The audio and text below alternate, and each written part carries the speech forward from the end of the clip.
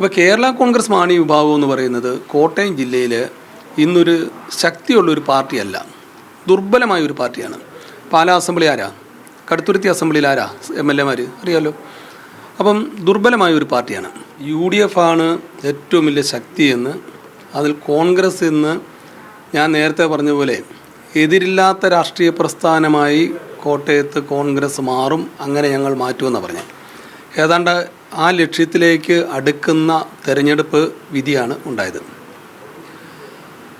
UDF ഒറ്റക്കെട്ടായിട്ടാണ് പോകുന്നത്. ഞങ്ങളുടെ ഇടയിൽ ഒരു അഭിപ്രായ വ്യത്യാസം ഉണ്ടായില്ല. അത് സീറ്റ് വിഭജനത്തിൻ്റെ കാര്യത്തിലായിരുന്നാലും സ്ഥാനാർത്ഥി നിർണയ കാര്യത്തിലായിരുന്നാലും ഒന്നും ഒരസ്വാരസ്യങ്ങളോ ഒരഭിപ്രായ വ്യത്യാസമോ ഉണ്ടായില്ല. കോൺഗ്രസ് വലിയ കക്ഷി, മറ്റുള്ളവരെല്ലാം ചെറിയ കക്ഷി, അങ്ങനെ ഒരു വലിപ്പച്ചെറുപ്പമില്ലായിരുന്നു.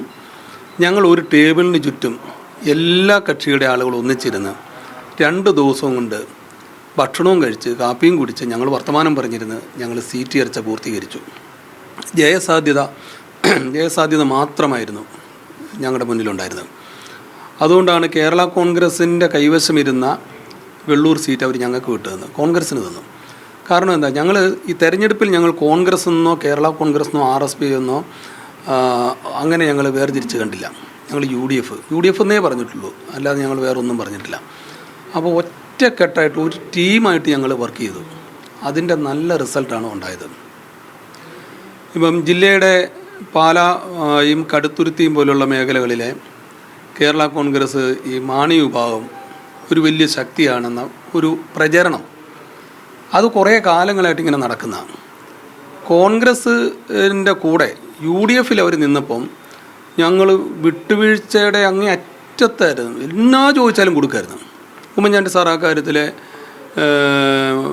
മാണി ഗ്രൂപ്പ് എന്ത് ചോദിച്ചു കഴിഞ്ഞാലും അതിനെ ഒരു ഇതിലും പറയാതെ കോൺഗ്രസ് ഒരുപാട് വിട്ടുവീഴ്ച ചെയ്ത് യഥാർത്ഥത്തിൽ അവരെ വളർത്തി എന്ന് വേണേൽ പറയാം. പക്ഷെ അവർ മുന്നണി വിട്ടതോടുകൂടി അവർ ദുർബലരായി. മുന്നണി വിടാനുള്ള ഒരു സാഹചര്യം ഇല്ലായിരുന്നു. കോൺഗ്രസിനെ ചതിച്ചിട്ടാണ് അവർ പോയത്. അതോടുകൂടി അവർ ദുർബലരായി. ആ കഴിഞ്ഞ തെരഞ്ഞെടുപ്പിൻ്റെ സമയത്ത് തൊട്ടു മുന്നേ ആണ് ഇവർ മുന്നണി വിട്ടത്. ആ സമയത്ത് ഒരു ആളുകളുടെ ഇടയിൽ ഈ രണ്ടിലെ എന്ന് പറയുന്നത് UDF ആണ് എന്ന ഒരു ഇപ്രാവശ്യം അതുണ്ടായിട്ടുണ്ട്. എന്നോട് ചിലർ പറഞ്ഞു, എൻ്റെ സാറേ വോട്ട് ചെയ്ത് കഴിഞ്ഞപ്പോഴാണ് ഇവന്മാർ നമ്മുടെ കൂടെ അല്ലല്ലോ എന്ന് പറഞ്ഞു. അങ്ങനെ എന്നോടും പറഞ്ഞിട്ടുണ്ട്. ഈ തെരഞ്ഞെടുപ്പിൽ ഞങ്ങൾ അത് തകർക്കുമെന്ന് തീരുമാനമെടുത്തായിരുന്നു. അത് ഞങ്ങൾ കുറേ നാളായിട്ട് ഞങ്ങൾ ഇവർ വലിയ പുള്ളികളാണെന്ന് പറയുന്ന സ്ഥലങ്ങളിലെല്ലാം ഞങ്ങൾ ശക്തമായ കോൺഗ്രസ് രാഷ്ട്രീയം അവിടെ ഉയർത്തിപ്പിടിക്കുകയും പ്രചരിപ്പിക്കുകയും ചെയ്തു.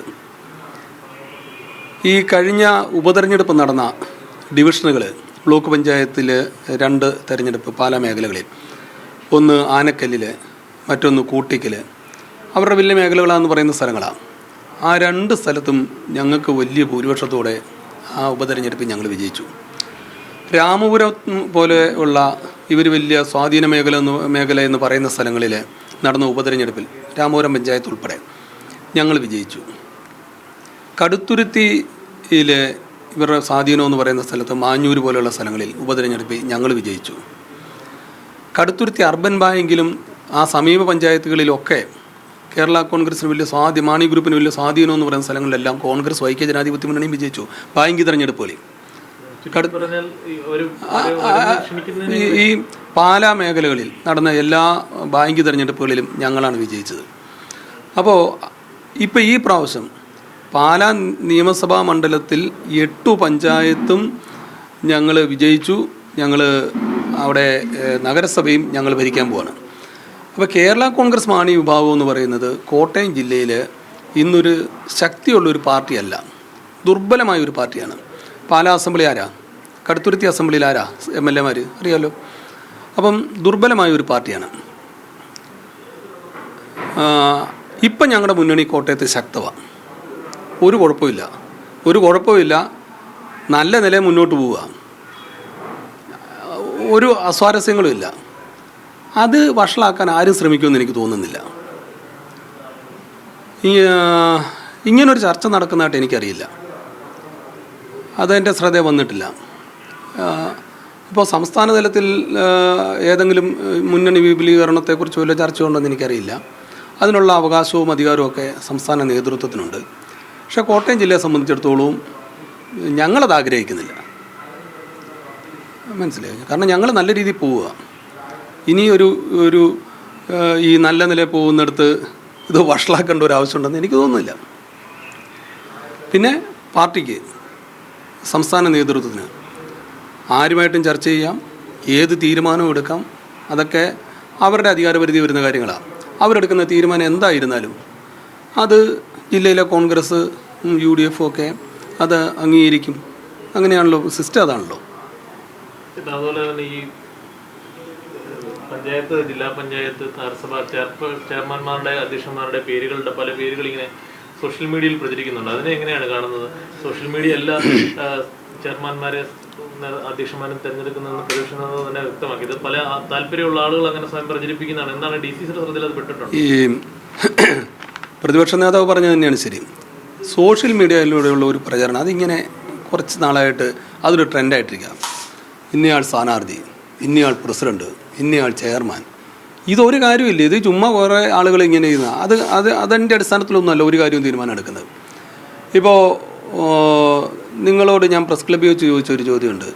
ഒരു വാക്ക് ഈ ഇത്രയും 1344 വാർഡുകളിലേക്കും നഗരസഭകളിലേക്കും ബ്ലോക്ക് പഞ്ചായത്ത് ഡിവിഷനുകളിലേക്കും ജില്ലാ പഞ്ചായത്ത് ഡിവിഷനിലേക്കും ഒക്കെ ഇത്രയും വലിയ ഒരു പ്രോസസ്സിങ്, ഇത്രയും സ്ഥാനാർത്ഥികളെ കണ്ടെത്തുന്ന ഒരു പ്രോസസ്സിങ് നടന്നിട്ട് ഒരു അവസരം നിങ്ങളാരെങ്കിലും കേട്ടോ? വാർഡ് പഞ്ചായത്ത് തലങ്ങളിൽ വലിയൊരു ഇതാണ് നടന്നുകൊണ്ടിരുന്നത്, വലിയൊരു പ്രോസസ്സിങ് നടന്നേ. ഒരു ശബ്ദം വെളി വന്നില്ല. UDFൻ്റെ ചർച്ച നടന്നു. എവിടെയാണ് ആ ചർച്ച നടന്നതെന്ന് പോലും നിങ്ങൾക്ക് കിട്ടിയില്ല, ആർക്കും കിട്ടിയില്ല. ഞങ്ങളതൊക്കെ വളരെ കൃത്യമായിട്ട് ഒരു അസ്വാരസ്യങ്ങളും ഉണ്ടാകാതെ, തർക്കങ്ങളുണ്ടാകാതെ ഇത്രയും വലിയൊരു പ്രോസസ്സിങ് ഞങ്ങൾ പൂർത്തീകരിച്ചു. അതൊരു സോഷ്യൽ മീഡിയയും കണ്ടല്ല, അങ്ങനെയുള്ള ഒന്നും ഞങ്ങളെ സ്വാധീനിച്ചിട്ടില്ല, സ്വാധീനിക്കുകയുമില്ല. ജയസാധ്യത നോക്കി ഞങ്ങൾ സ്ഥാനാർത്ഥികളെ നിർത്തി. അതിൻ്റെ വലിയൊരു റിസൾട്ട്, ജയസാധ്യത നോക്കി സ്ഥാനാർത്ഥികളെ നിർത്തി, കൂട്ടായ ചിട്ടയായ പ്രവർത്തനം നടന്നു. എല്ലാ അനുകൂല സാഹചര്യങ്ങളെയും ഞങ്ങൾ വോട്ടാക്കി മാറ്റി. അതൊരു വലിയ വർക്കായിരുന്നു. 1 വർഷമായി അത് ആരംഭിച്ചിട്ട്, ഈ വർക്ക് ആരംഭിച്ചിട്ട്. അതിൻ്റെ റിസൾട്ട് ഞങ്ങൾക്കുണ്ടായി. അതുപോലെ തന്നെ ഒരു തർക്കവുമില്ലാതെ ഞങ്ങൾ ഔദ്യോഗികമായ പദവികളിലേക്ക് ചെയർമാനും vice chairman, president, vice president, standing committee, ഇതിലെല്ലാം ഒരു തർക്കവുമില്ലാതെ, ഒരു സോഷ്യൽ മീഡിയയുടെ സ്വാധീനത്തിൽപ്പെടാതെ ഞങ്ങൾ കൃത്യമായി ഏറ്റവും യോഗ്യരായിട്ടുള്ള ആളുകളെ ഞങ്ങൾ കൊണ്ടുവരും.